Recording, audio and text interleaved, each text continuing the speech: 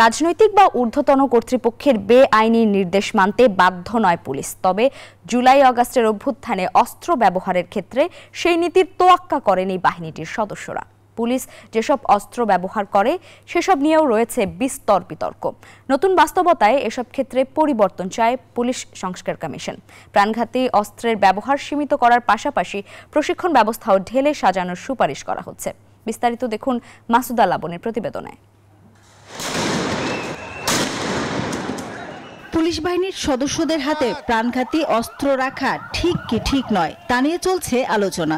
অনেকে পরামর্শ দিচ্ছেন প্রাণঘাতী অস্ত্র আর নয়, কারণ আন্দোলন সংগ্রাম সহ বিভিন্ন ঘটনায় এর মাত্রাতিরিক্ত ব্যবহার প্রাণ কেড়েছে বহু মানুষের।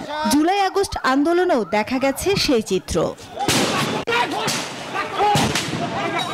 তবে প্রাণঘাতী অস্ত্র কি একেবারেই থাকবে না পুলিশ সদস্যদের হাতে? সংশ্লিষ্টরা বলছেন এমন পরামর্শ বাস্তবসম্মত নয়। বলা হচ্ছে যেসব অস্ত্র কম পাল্লার সেগুলো থাকতে পারে পুলিশ সদস্যদের হাতে, যেমন 9mm পিস্তল।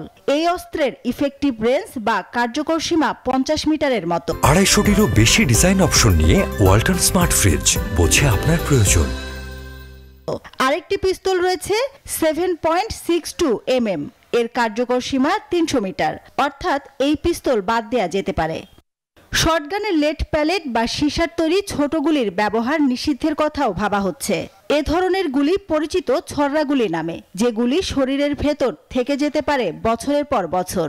সংস্কার কমিশন মনে করছে এটা অনেক বেশি অমানবিক। আবার পুলিশের যে প্রশিক্ষণ ব্যবস্থা তাতেও আনতে হবে পরিবর্তন। অস্ত্র ব্যবহারের ক্ষেত্রে জাতিসংঘের নীতিমালা অনুসরণ করা হবে অনেকটাই। ইউএনএ যে আমরা পিস কিপিং মিশনে যে আমাদের এখানে যে লোকজন যায়, তারা কিন্তু ওখানে ওদের একটা আইন আছে, সেই আইন অনুযায়ী আমাদের পুলিশ কর্মকর্তাদেরকে ওইটাকে মেনে তাদের কার্যক্রম করতে হয়। আমরা ওইটাকে একটু আমাদের দেশে রেপ্লিকেট করার চিন্তা করছি, সো দ্যাট পুলিশ যা কিছু করতে পারবে না। রাজনৈতিক বা ঊর্ধ্বতন কর্তৃপক্ষের বেআইনি আদেশ মানতে বাধ্য নয় আইন শৃঙ্খলা বাহিনী, কিন্তু তার ব্যত্যয় ঘটেছে হরহামেশাই।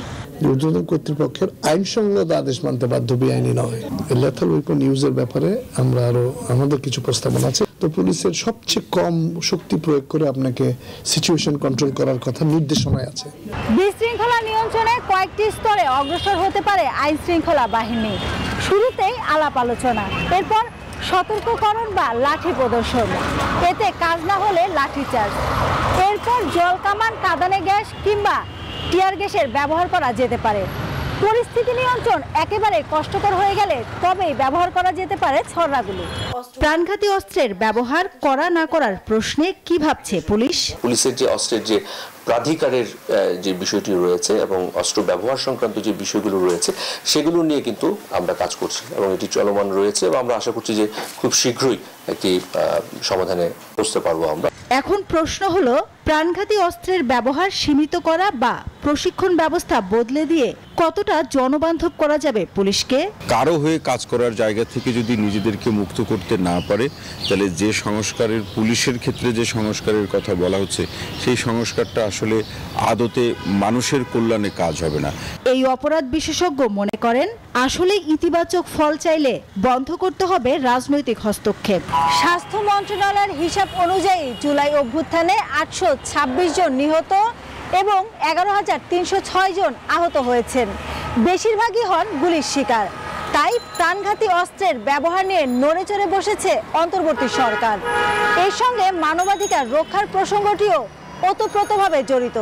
মাসুদা লাবনী, নিউজ 24, ঢাকা।